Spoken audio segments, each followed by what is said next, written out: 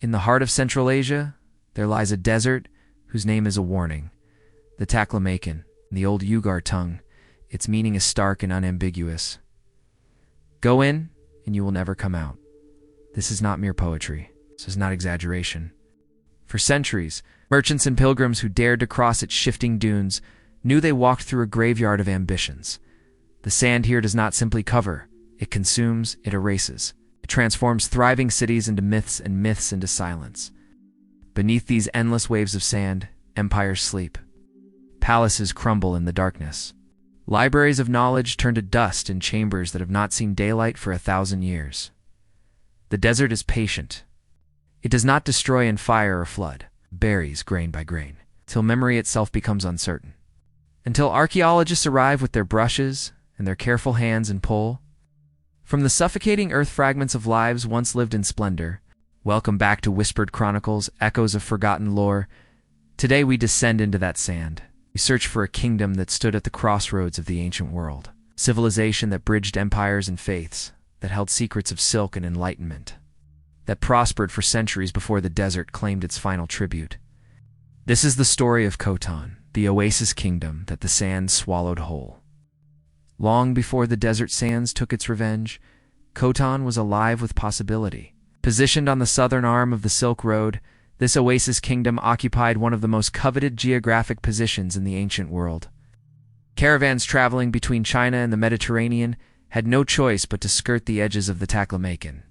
And Khotan sat at the perfect junction, where exhausted merchants could rest, resupply, and trade their treasures before continuing their perilous journey. Khotan was overflowing with unbelievable wealth. Silk from China traveled west in big bales. Roman glass and gold made their way east. Indian spices filled the Arab bazaars, where a dozen languages mingled. Persian carpets, jade from the surrounding mountains, and precious stones from distant lands all passed through the hands of Khotanese, merchants who grew wealthy on the taxes and trade that sustained their kingdom. But Khotan was not merely a waypoint. It was a producer, and its greatest secret would shape the medieval world. The legend, recorded in both Chinese chronicles and later Islamic histories, tells of a Chinese princess who was promised in marriage to a Khotanese king. In those days, China guarded the secret of silk production with obsessive fervor. What? To reveal the method of sericulture, the cultivation of silkworms, and the harvesting of their precious threads was punishable by death. The penalty was not symbolic. It was absolute. Yet this princess, whether moved by love for her future husband or by political calculation, committed an act of industrial espionage that would echo through centuries. She hid silkworm eggs in her elaborate headdress. The guards at the border, respectful of royal dignity, did not search the sacred space of her crown. When she arrived in Khotan, she brought with her not just her dowry, but the knowledge that would transform the kingdom's economy. Khotan became the first civilization beyond China's borders to produce silk independently.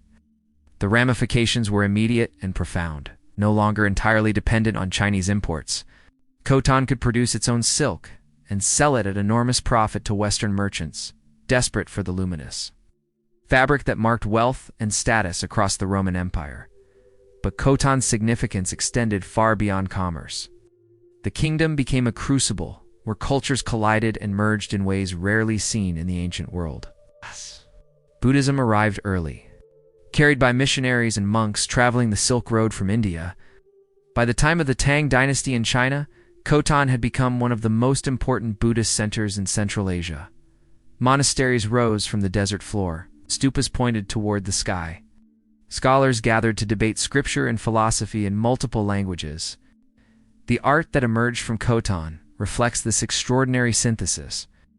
Archaeological finds reveal Greco-Buddhist sculpture, where the idealized faces of classical Greek statuary meet the serene expressions of Buddhist iconography. Murals discovered in ruined temples show Persian influences in their decorative patterns, Indian themes in their religious imagery, and Chinese techniques in their execution. Khotan was not simply adopting foreign cultures. It was creating something new, a hybrid civilization that belonged fully to no single tradition, but drew strength from all of them. The Khotanese language itself, an Eastern Iranian tongue related to ancient Sogdian and Bactrian, became a vehicle for Buddhist literature. Monks translated sutras from Sanskrit into Khotanese, making sacred texts accessible to local populations. These manuscripts, written in a unique script derived from Indian Brahmi, would eventually provide modern scholars with crucial links in understanding how Buddhism spread across Asia and how languages evolved along the trade routes. For nearly 1,000 years, Khotan thrived. Its population may have reached into the tens of thousands, remarkable for an oasis settlement surrounded by one of the world's most inhospitable deserts. The kingdom maintained its independence through careful diplomacy, playing larger powers against each other, allying with China when Tibetan pressure grew too strong, and maintaining neutrality when possible. Water from glacial streams in the Kunlun Mountains sustained agriculture in the surrounding oases. Orchards produced fruits, fields yielded grain. The kingdom was, by the standards of its time and place, genuinely prosperous. Yet prosperity is not permanence. Even as Khotan reached the height of its cultural and economic power, forces beyond human control were already gathering. The desert was moving. The climate was changing. And the very sources of water that made life possible in this hostile landscape were beginning their slow, inexorable shift.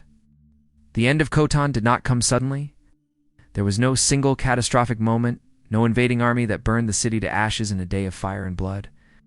Instead, Khotan died slowly, suffocated by forces both political and environmental that conspired to drain the life from the Oasis kingdom. The political pressures came first. By the 9th and 10th centuries, the balance of power in Central Asia was shifting. The Thames dynasty's control over the region weakened as internal rebellions and external threats fractured Chinese authority. Into this vacuum stepped various Turkic peoples, moving westward in waves of migration and conquest. The Tibetan Empire, which had grown powerful in the highlands to the south, exerted increasing pressure on the Tarim Basin kingdoms. Khotan found itself squeezed between competing forces, its traditional strategy of diplomatic flexibility becoming harder to maintain. In 1006 CE, the Islamic Karakhanid Khanate, expanding eastward from what is now Kazakhstan and Uzbekistan, turned its attention to the Buddhist kingdoms of the Tarim Basin. For Khotan, this represented an existential threat. The kingdom was wealthy but not militarily powerful. Its strength had always lain in trade and culture, not in armies. When the Karakhanids besieged the capital, Khotan's defenses, weakened by years of political instability and perhaps already strained by environmental pressures, could not hold. The conquest was brutal by the standards recorded in later Islamic chronicles. The Buddhist temples that had stood for centuries were destroyed, the monasteries were abandoned or converted. The population that survived was forced to convert to Islam or flee. In the span of a generation, Khotan's identity as a Buddhist kingdom was effectively erased, yet the city itself did not immediately vanish. Under Islamic rule, a smaller settlement continued to exist, trading on the Silk Road's residual commerce. But while human politics determined Khotan's cultural death, it was nature that ensured its physical disappearance. The Taklamakan Desert is not static. It moves. Over centuries and millennia, wind patterns shift the dunes, creating new formations and burying old ones. But more critically for Khotan, the rivers that fed the oases were changing their courses. The Urankash and Karakash rivers, flowing north from the Kunlun Mountains, had long provided the water that sustained Khotan's agriculture and population. These glacier-fed streams were the difference between life and death in the desert. But rivers in arid regions are temperamental. Slight changes in climate, variations in glacial melt, shifting sediment patterns, all of these can cause a river to alter its path. When a river moves even a few kilometers in a desert environment, entire cities can be left stranded. This is what happened to Khotan. Gradually, over the course of the 11th, 12th, and 13th centuries, the reliable water sources that had sustained the kingdom began to fail. Wells ran dry. Irrigation channels that had functioned for generations delivered less and less water. Fields turned to dust. Orchards withered. The population, already reduced by conquest and conversion, began to abandon the settlements. The desert, sensing weakness, advanced. This is not metaphor. In arid environments, vegetation is what holds back the sand. Trees and shrubs stabilize soil. Their roots prevent erosion. Vegetation dies, there's nothing to stop the wind from picking up particles of sand and carrying them forward. Each dust storm brings more sand. Each year, the dunes creep closer. What begins as a thin layer covering an abandoned field becomes, over decades, a meter-deep burial shroud. Over centuries, entire cities disappear beneath waves of sand, dozens of meters high. The inhabitants of Khotan must have watched this process with growing dread. Perhaps some believed it was temporary. Perhaps they prayed to their new god or their old gods for the rivers to return. Perhaps they remembered stories from their grandparents about earlier times when water was abundant. But memory and prayer cannot alter hydrology. One by one, the satellite villages were abandoned. The population concentrated in the main settlement, then even that became untenable. By the 14th century, Khotan, as a functioning city, had ceased to exist. The sand moved in to claim its prize. Buildings were buried floor by floor. Walls disappeared beneath dunes. The temples and palaces, the markets and homes, all of it vanished beneath an ocean of sand that showed no trace of what lay beneath. Within a few generations, even the location of Khotan became uncertain. Travelers passing through the region reported ruins, but could not say with certainty what city they had belonged to. The desert had won, the kingdom was gone, only stories remained. For 500 years, Khotan existed only in texts. Chinese chronicles mentioned it. Islamic historians recorded its conquest. Buddhist pilgrims who had visited the kingdom centuries earlier had left descriptions of its monasteries and stupas. But the city itself was lost, its precise location a matter of scholarly debate. The desert kept its secrets well. Then, at the turn of the 20th century, the great age of archaeological exploration reached Central Asia. European powers, engaged in what came to be called the Great Game, or competition for influence in Central Asia, began funding expeditions that combined geographic surveying with archaeological treasure hunting. Into this context came a Hungarian-British scholar, whose name would become inseparable from the rediscovery of the Silk Road's lost cities. Sir Mark Aurel Stein was a linguist, archaeologist, an explorer whose expeditions between 1900 and 1916 would fundamentally transform our understanding of Central Asian history. Stein was drawn to the Taklamakan by the same texts that had preserved Khotan's memory. He studied the Chinese pilgrims' accounts. He analyzed medieval Islamic geographies, corresponded with local informants who reported finding ancient objects in the desert. And in 1900, he set out from British India with a small team, determined to find what the sand had hidden. The conditions were brutal. Summer temperatures in the Taklamakan can exceed 50 degrees Celsius. Winter brings killing cold. Water sources are unreliable. Navigation is difficult in terrain where landmarks disappear beneath shifting dunes. Yet Stein persevered, guided by local Uyghur assistants who knew the desert's moods and by his own meticulous research. When he finally reached the area where Khotan had once stood, he found a landscape of haunting beauty and desolation. Emerging from the sand were the tops of ancient structures. The erosion patterns revealed buildings buried so deeply that only their uppermost portions remained visible. Stein organized his team to begin excavation, carefully removing sand that had accumulated over half a millennium. What they uncovered astonished even the most optimistic members of the expedition. The preservation was extraordinary. In most archaeological sites, organic materials decay, wood rots. Fabric disintegrates. Paper turns to mulch. But the Taklamakan's extreme aridity creates a natural preservation chamber. Without moisture, the usual processes of decomposition cannot occur. What Stein found at Khotan was not merely stone ruins, but a snapshot of daily life frozen in sand. There were manuscripts, hundreds of them, written in multiple languages and scripts.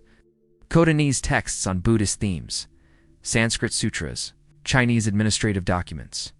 The multilingual nature of these finds confirmed what scholars had suspected. Khotan had been a cosmopolitan crossroads where cultures met and mingled. The Khotanese language itself, previously known only from a handful of fragmentary references, could now be studied in depth. Linguists suddenly had access to extensive texts in a language that represented a crucial link in the Indo-European family tree. The art objects were equally remarkable. Stein excavated painted wooden panels showing Buddhist scenes executed in a style that blended Indian, Chinese, and Persian influences. There were sculptures of the Buddha and various bodhisattvas, their serene faces emerging from the sand as if awakening from a long sleep. Textiles, preserved by the dry air, retained their colors after centuries of burial. Silk fragments showed intricate weaving patterns. Wool carpets displayed geometric designs. But perhaps most moving were the everyday objects. Clay pots that had once held grain or water. Children's toys carved from wood. Coins bearing the faces of long-dead kings. Documents recording mundane transactions, loans and debts, marriages and inheritances. These objects humanized the ruins. They transformed Khotan from an abstract historical entity into a place where real people had lived, loved, worked, and worried about the future.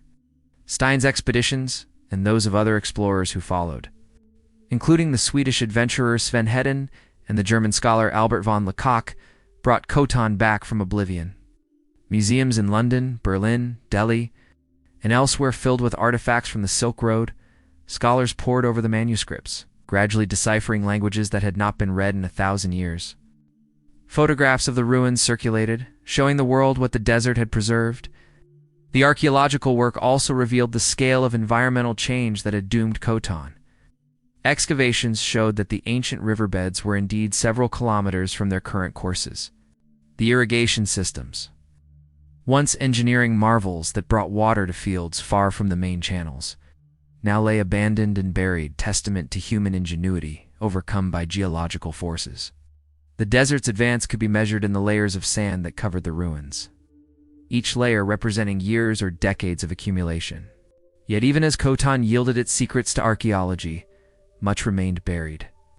The main city site is vast, and only portions have been systematically excavated. Satellite settlements mentioned in historical texts have been identified, but not explored. The desert continues to shift, sometimes revealing new sites, sometimes reburying locations that were previously accessible. Khotan's story, even now, is incomplete. Standing at the edge of the Taklamakan today, one can see the dunes stretching to the horizon, their curves sculpted by wind into patterns of hypnotic beauty. The sand shifts constantly, never the same from one day to the next. Beneath that surface, invisible and silent, are the remnants of Khotan, and perhaps dozens of other settlements that rose and fell along the Silk Road's precarious path. The story of Khotan is a reminder of a truth that civilizations often forget in their moments of power and prosperity.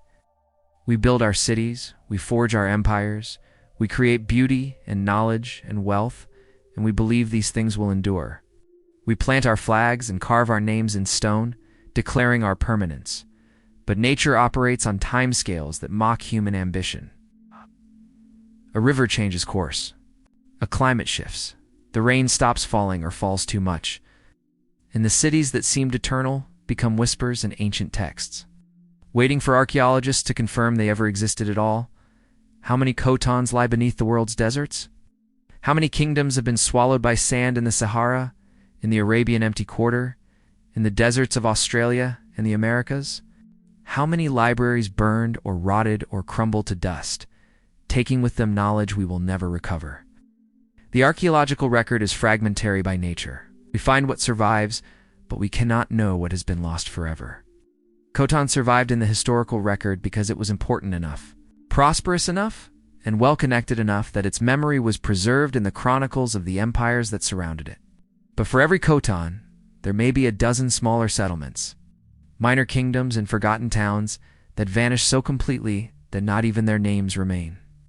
They exist now only as the faintest disturbances in the sand, anomalies detected by satellite imaging or stumbled upon by chance. They are absences where once there was presence. They are silence where once there was song. Yet there is something profound in Khotan's rediscovery. The sand preserved what it buried. The desert that destroyed also protected. And when scholars finally came searching with their questions and their careful hands, the answers were waiting. The manuscripts could still be read.